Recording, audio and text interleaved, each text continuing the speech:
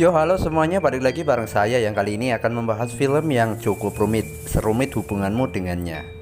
Dan film ini berjudul What Happened to Monday. Film ini dirilis pada tahun 2017. Film yang cukup menarik alur ceritanya, di mana 7 orang wanita hanya keluar apartemen 1 kali dalam seminggu selama 30 tahun terakhir. Oke lah, untuk mempersingkat waktu, bagi yang baru gabung silahkan klik tombol subscribe-nya serta nyalakan juga loncengnya. Kalau sudah, waktunya kita intro dulu.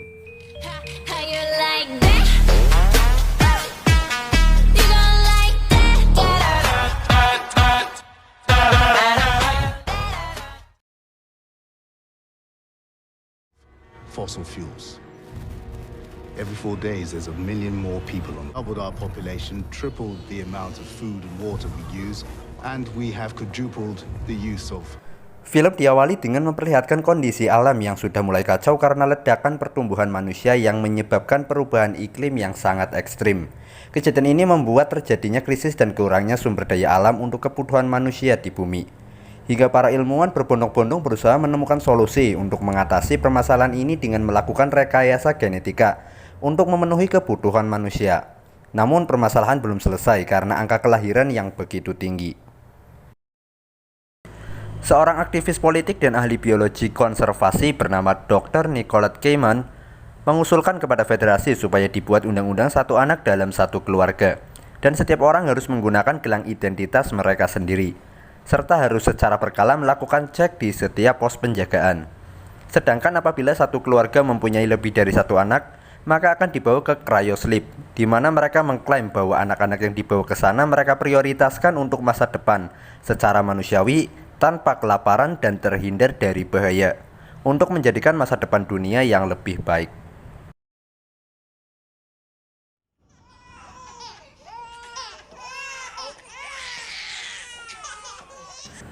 Adegan berpindah, di mana di situ diperlihatkan 7 bayi yang sedang menangis, dan dia adalah kakek Sedman, kakek dari ke-7 bayi tersebut. Sedangkan sang ibu harus meninggal saat melahirkannya, dan ayahnya pun kabur entah kemana. Kakek Sedman yang tidak mau cucunya dibawa ke cryosleep memutuskan untuk menyembunyikannya. Dia pun memberi nama ke-7 cucunya ini dengan nama 7 hari dalam 1 minggu, dari Monday sampai Sunday.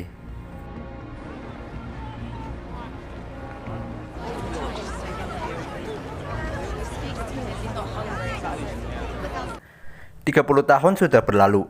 Diperlihatkan seorang wanita dan dia adalah Monday, yang pergi ke kantor dan harus melewati pemeriksaan yang sangat ketat. Keadaan saat itu benar-benar kacau, di mana ada suatu keluarga yang ketahuan mempunyai lebih dari satu anak dan mereka harus terpaksa salah satu anaknya dibawa ke cryosleep.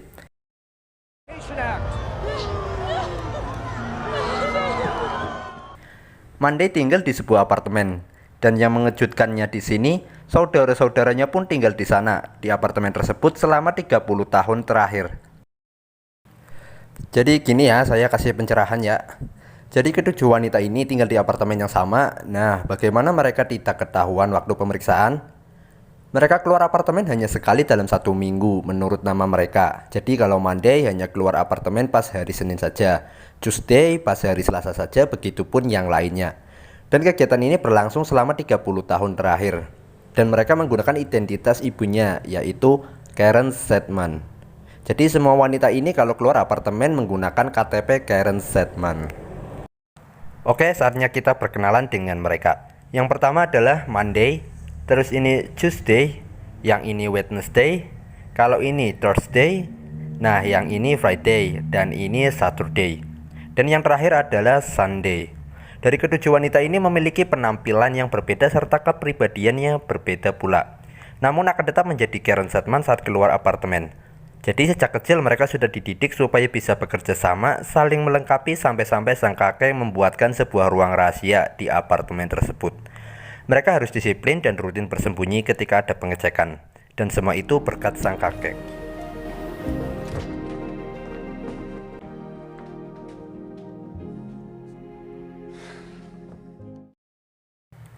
Pernah suatu ketika pada saat giliran Saturday keluar, namun Thursday menyelinap keluar untuk bermain.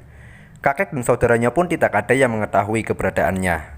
Namun tiba-tiba Thursday pulang dengan tangan terluka. Bukan hanya terluka, namun salah satu jarinya harus putus. Mau tidak mau saudara-saudaranya pun harus dipotong jarinya agar tidak ada perbedaan di antara mereka. Itu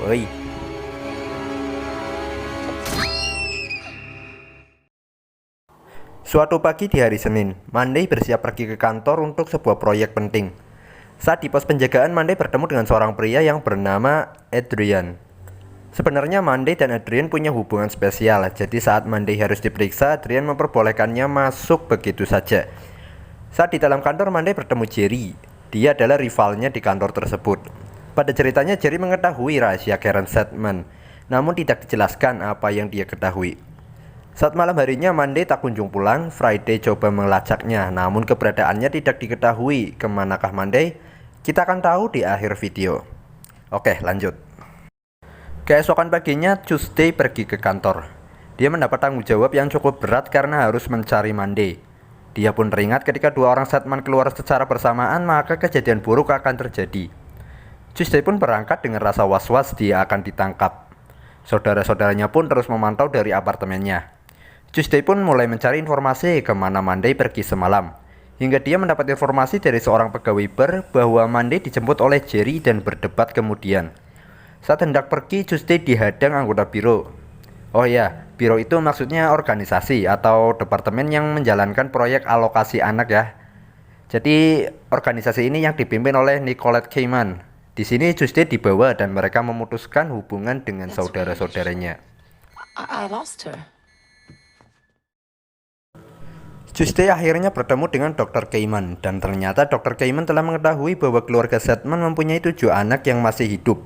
Dan akhirnya seorang anggota biro hendak melakukan sesuatu dengan sebuah pisau terhadap Tuesday. Serta Dr. Keiman berusaha menangkap keluarga Sedman lainnya. Dan ternyata satu skuad anggota biro datang ke apartemen keluarga Sedman. Mereka masuk dengan menggunakan sebuah bola mata sebagai akses masuknya. Pada faktanya bola mata ini adalah bola mata Tuesday yang mereka ambil sebelumnya. Keluarga Sedman sebenarnya sempat bersembunyi, namun akhirnya mereka ketahuan juga. Hingga akhirnya terjadilah kericuhan di dalam apartemen. Baku hantam pun tidak terelakkan, namun satu skuad biro dengan senjata ini harus kalah oleh 5 orang wanita. Namun sangat disayangkan karena di sini Sunday juga harus jadi korban. Sunday tewas setelah pertarungan tadi di apartemennya sendiri.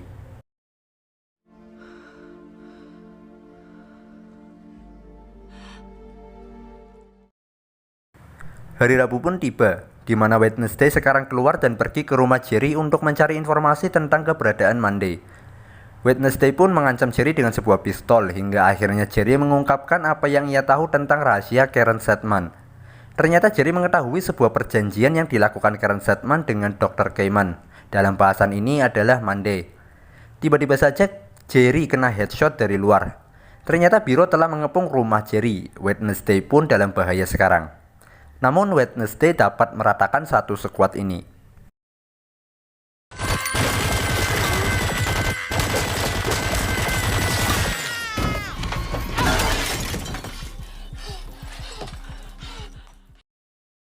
Dengan dipandu saudara-saudaranya dari apartemen, Wednesday pun melarikan diri. Kejar-kejaran pun terjadi, kali ini pasukannya lebih banyak mengejar Wednesday. Di saat bersamaan Adrian datang ke rumah, dan di sana dia bertemu dengan Saturday yang dia kira itu adalah Karen Sedman atau Monday. Di sini nampaknya Adrian mulai engas. Akhirnya Saturday memutuskan ikut dengan Adrian yang seorang anggota biro. Saturday pun mempunyai tugas sebagai perantara agar Friday dapat mengakses masuk server biro.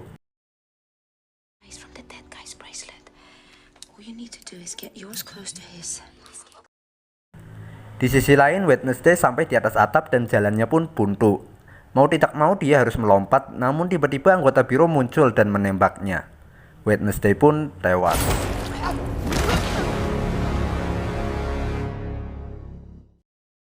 Friday dan Thursday mendapat informasi yang didapat dari Jerry tentang transfer dana yang besar dari Karen Sedman kepada Dr. Keiman untuk dana kampanyenya. Namun anehnya Karen Sedman belum memberikan tanda tangannya. Di sisi lain, Saturday pun akhirnya bergenjot ria, bercocok tanam, esek-esek berhadiah atau apalah namanya itu, hingga akhirnya dia bisa memberi jalan kepada Friday untuk bisa mengakses server biro. Friday pun mengakses server biro dan di sisi lain dia mengecek seluruh ruangan hingga menemukan suatu ruangan tempat Tuesday dikurung. Namun Friday dan Thursday menyangka itu adalah Monday. Pada faktanya itu adalah Tuesday dengan mata yang tinggal sebelah. Keesokan paginya Saturday terbangun setelah lelah letih lesu setelah bekerja keras semalaman. Dan Adrian harus berangkat ke biro karena akan ada acara besar Cayman malam nanti. Di sini Saturday baru menyadari ternyata Adrian suka bermain bersama Monday di hari Senin. Saat sedang laporan, tiba-tiba anggota biro lainnya masuk ke apartemen Adrian. Belum sempat Saturday berpamitan, kepalanya keburu di-headshot oleh anggota biro. I love you. Saat bersamaan apartemen keluarga Sedman sudah dikepung. Para anggota biro pun menembakkan gas air mata ke dalam apartemen tersebut, membuat Friday dan Thursday kalang kabut. Thursday membujuk Friday untuk kabur, namun Friday menolaknya. Friday lebih memilih di dalam dan melakukan bom bunuh diri serta meletakkan semua anggota biro yang masuk ke dalam. Sangat disayangkan ya, padahal Friday adalah otak dari keluarga Sedman. Dia adalah seorang wanita yang cerdas namun harus mati dengan cara seperti ini. Mendengar berita ledakan, Adrian langsung bergegas menuju ke lokasi kejadian. Melihat mayat Friday, dia mengira itu adalah Karen Sedman yang dia kenal atau Monday. Thursday pun menyelinap ke mobil Adrian. Dan di sini Adrian terkejut karena ada Karen Sedman yang lainnya. Thursday pun menjelaskan semuanya hingga akhirnya mereka bekerja sama menyusun rencana untuk membebaskan Karen Sedman yang ada di biro. Mereka pun masuk dengan penyamaran Thursday sebagai mayat. Di situ juga ada anak kecil yang hendak masuk ke mesin cryosleep. Namun ternyata bukannya istirahat dengan tenang, malahan anak kecil itu dibakar hingga menjadi abu. Jadi sebenarnya klaim yang menjelaskan anak-anak yang masuk cryosleep akan baik-baik saja adalah hoak belaka. Saat ada kesempatan, Thursday pun menyerang dokter cryosleep di situ.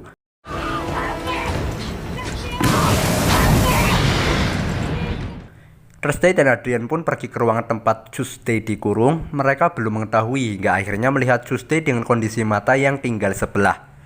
Di sisi lain, Monday ternyata memang masih hidup, namun ternyata dia telah berkhianat dengan saudara-saudaranya. Dia bekerja sama dengan Dr. Cayman agar mendapat kehidupan yang merdeka sebagai Karen Sedman. Waduh, si Monday ternyata kejam. Dia mengorbankan keluarganya sendiri demi kepentingan pribadi. Kali ini Thursday menyamar layaknya Monday serta menyusup masuk ke dalam acara kampanyenya Dr. Cayman. Di sisi lain, Tuesday dan Adrian dapat masuk ke ruang kontrol. Di situ mereka pun ketahuan dan terjadilah baku tembak. Akhirnya Thursday bertemu dengan Monday. Di sini mereka pun berdebat tentang keluarga Sedman. Monday merasa kecewa karena dia sebagai yang tertua merasa selalu diceramahi dan diberi tanggung jawab yang besar. Sementara saudara-saudaranya tidak pernah merasakannya. Monday pun bersikukuh karena Sedman adalah miliknya, sedangkan saudara-saudaranya tidak berhak mendapatkannya. Hingga akhirnya terjadilah pergelutan. Namun akhirnya Monday pun harus tertembak. Di sisi lain, Tuesday dapat menyadap dan mensabotase acara Dr. Cayman dengan menampilkan apa yang sebenarnya dilakukan Dr. Cayman dengan cryosleep-nya terhadap anak-anak yang mereka ambil. Dr. Cayman pun menyadari bahwa yang mengikuti acaranya bukanlah Monday. Hingga akhirnya Monday pun muncul dengan kondisi berlumuran darah. Monday pun hendak menembak Thursday, namun anggota biro mengira Monday akan menembak Dr. Cayman. Dan akhirnya dia menembak Monday. Tak berselang lama, Adrian pun menembak anggota biro tersebut. Dan dalam kondisi sakaratul maut, Monday meminta agar orang lain tidak mengambilnya, yaitu bayi yang sedang ia kandung. Dan akhirnya Monday pun tewas. Di akhir film, akhirnya kebijakan undang-undang alokasi anak yang digagas Dr. Cayman akhirnya dicabut. Tuesday pun mendapatkan mata baru serta mengganti namanya menjadi Terry. Serta Thursday mendapatkan nama kebanggaan, yaitu Karen Sedman. Mereka sedang melihat bayi kembar dalam tabung di mana bayi itu adalah milik Monday. Dan mereka berjanji bahwa bayi-bayi itu akan aman. Dan film pun selesai.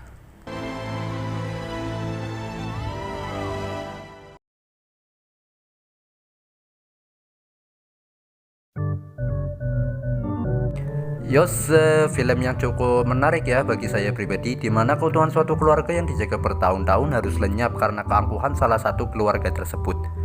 Ya gimana lagi ya, jadi kakak memang susah-susah sulit. Kita harus jadi contoh yang baik buat adik-adik kita. Walaupun adik kita yang salah, tetap saja kita ya juga kena omel. Tanggung jawab seorang kakak juga besar tentunya. Jadi ya nikmati sajalah, lakukan yang terbaik. Oke, sekian dulu rangkum filmnya untuk kali ini. Semoga kalian tidak bingung dengan orang yang sama dengan nama yang berbeda, dan penjelasannya pun bisa diterima. Jangan lupa supportnya dengan menekan tombol subscribe serta nyalakan juga loncengnya. Oke, terima kasih semua yang udah nonton sampai selesai. Kita jumpa lagi di video selanjutnya. Ciao.